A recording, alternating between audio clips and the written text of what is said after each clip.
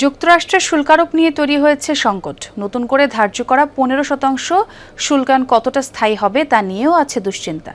বাণিজ্য চুক্তির ভবিষ্যৎ কি হবে সেটাও জানে না কেউ। বিশ্লেষকরা বলছেন, পারস্পরিক শুল্ককে কেন্দ্র করেই বাণিজ্য চুক্তি করে যুক্তরাষ্ট্র।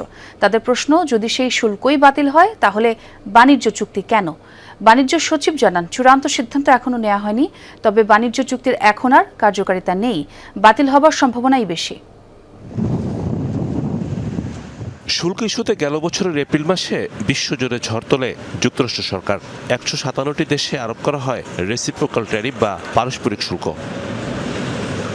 প্রথমে বাংলাদেশের জন্য শুল্ক ধার্য করা হয় 37%, তারপর কমিয়ে নির্ধারণ হয় 35%। বাণিজ্য ঘাটতি কমাতে চুক্তি করার শর্তে গেল আগস্ট মাসে শুল্ক কমে দাঁড়ায় 20%। চুক্তি স্বাক্ষরের পর 1% কমে নির্ধারণ হয় 19% শুল্ক।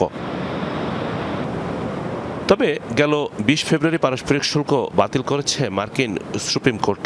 তারপর বিশেষ ক্ষমতায় 2 দফায় আবারও শুল্ক ধার্য করেছে ডোনাল্ড ট্রাম্প। নতুন শুল্ক হার এখন 15%। শুল্ক আরোপের নতুন এই সিদ্ধান্তে তেমন চাপে নেই বাংলাদেশ, বরং এই শুল্কের স্থায়িত্ব নিয়েই এখন দুশ্চিন্তা। তবে এতদিন পরিশোধ করা বাড়তি শুল্ক ফেরত দেওয়া নিয়ে নেই উদ্বেগ, কারণ তা পরিশোধ করেছে মার্কিন ক্রেতা প্রতিষ্ঠান। যেরকম একটা ইউনিভার্সাল রেটের উপরে ছিল ট্যারিফ স্ট্রাকচারটা, এখন কিন্তু আমরা সেখানেই চলে গিয়েছি। সুতরাং ওইভাবে চিন্তা করলে আসলে আমাদের জন্য নতুন করে খারাপ হওয়ার তো কিছু নাই। যদি এটা থাকে, নতুন একটা ট্যারিফ ডেফিনেটলি ইমপ্লিমেন্ট হবে। দেশভেদে বিভিন্ন ট্যারিফ হতে পারে, এখন এটা আসলে ডিপেন্ড করবে কিভাবে আমরা নেগোশিয়েট করছি তাদের সাথে। পারস্পরিক শুল্ককে কেন্দ্র করে স্বাক্ষর হওয়া বাণিজ্য চুক্তি নিয়ে জটিলতা এখন তুঙ্গে। চুক্তির শর্তে চাপে পড়েছে বাংলাদেশ। আমদানিতে যুক্তরাষ্ট্র নির্ভরতা বৃদ্ধি, বোয়িং, কৃষিপণ্য ও জ্বালানি ক্রয়ের চাপের মধ্যে যোগ করা হয়েছে সামরিক সরঞ্জাম কেনার শর্ত।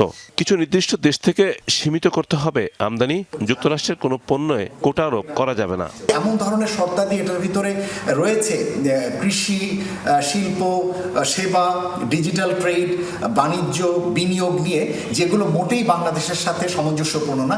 এটি এক অর্থে বাংলাদেশের মার্কিন যুক্তরাষ্ট্রের বাইরে তৃতীয় যে কোনো দেশের সঙ্গে বাণিজ্য করবার ক্ষেত্রে তার হাত পা অনেক ক্ষেত্রে শৃঙ্খলিত করে ফেলেছে। সুতরাং কোনোভাবেই আসলে এই চুক্তিটি নিয়ে এগিয়ে যাওয়ার সুযোগ নেই। এগ্রিমেন্ট অন রেসিপ্রোকাল ট্রেড বা এআরটি চুক্তি স্বাক্ষর হলেও তা এখনো কার্যকর হয়নি। সার্বিক পরিস্থিতিতে সই হওয়া চুক্তি বাতিলের পথে সরকার। সুপ্রিম কোর্ট যে আদেশ দিয়েছে সেটার থেকে চুক্তিটা আলাদা, কিন্তু চুক্তির স্পিরিট যেটা, চুক্তির যে বিষয়ের উপরে আমেরিকা চুক্তি প্রস্তাব করেছে সেটা তো গিয়ে কোর্ট করেছে। কাজে এখন দেখতে হবে, আমাদের চুক্তি তো বলবৎ করার জন্য তারা নোটিফাই করবে, তাদের নোটিফিকেশনের জন্য অপেক্ষা করবে। অর্থাৎ তাদের কোর্টকে তারা কিভাবে ডিল করে সেটা তো আমাদের দেখার বিষয়ও না। বাংলাদেশি পোশাক পণ্যের বড় রপ্তানি গন্তব্য যুক্তরাষ্ট্র, তাই পারস্পরিক সম্পর্ক অটুট রেখে সিদ্ধান্ত নেবে সরকার। রিমন রহমান, যমুনা নিউজ, ঢাকা।